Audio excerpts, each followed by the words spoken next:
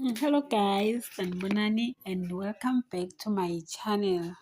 Guys, after then Madlanga Commission went to Hosimapuro prison, bathanda bafika le kahle kahle okay bebaye kuwentani cause lesikuvile nje ngiqala nge-MK ithi mayifika lapha yaba abantu labatithoba ngale ndlela leyo ukuthi Cat senguye kwangathi lo Cat nguye lo kumele abute bona ama-question like bamnqoma nje imood ivele kwangabi le yabesilindele yona. Okay, another thing, Julius Malema naye uvele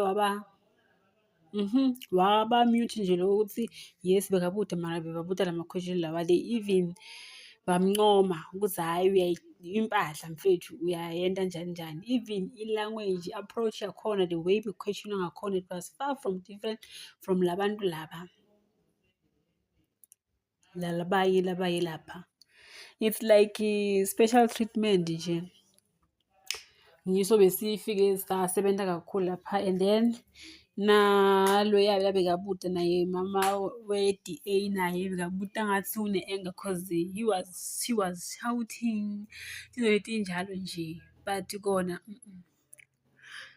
our hopes were high ukuthi maybe batobuya na something lephathekako, but it's like bebaye lapha bayobona umswenko bayomncoma ukuthi bro siyakubona ukuthi vele wena uya streetwise and the Cat cause siyamata ukuthi uhlakaniphile uvele nje wahamba ne-flow wahamba nayo ama-question laba bambuta wona bewangekho tough ngabe bamane babhala liphepha bamnika wagcwalisa wawaletha back cause bebangakathunywa ukuthi boyenda into bebayende lapha.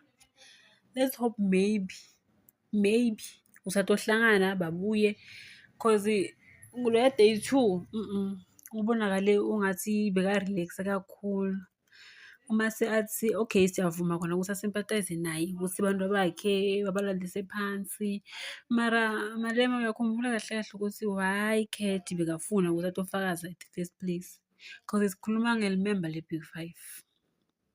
If nangabe babe weak ngaleyo ndlela yokuthi na Cat naye wagcina watibona ukuthi hayibo la ngasi bengikhishiwe nje bekuyi-trip umuntu ekuvakasha zange nje babonakala abantu ba-divide-ekile kakhulu kuma-socials ukuthi hayibo after silinze kangaka ukuthi Cat ethi atofakaza yiko leli sikutholako lawo. So let's hope maybe they will do better if atokhona kuthola lenye chance yokuthi ethi atokhuluma, but the only thing lesiyivile ukuthi Cat yena wakhulela estradini and we feel sorry for that even though singade ukuthi iqiniso or manga cause nawudila na Cat ufuna everything la ishoko ithathe with a pinch of salt. Yes, yena uvele nje ngathi sibeke into wayibhale phansi siyamina ngikhule nje 19 bani le street bayakhulela kuSongsiphi cause 18 or 17 some asathi la yena bayakhulela yabo nje abazange bathi phela ukuthi bayende ama-research ukuthi okay usukhulela estradini njani bavele bathi sorry mfethu yabo nje njani kumele bayekele le ndaba labayendako else ma-answer soze sawafumana. Guys, that's the end of our today's video. Please like, comment and subscribe. Ngidonibona. Bye.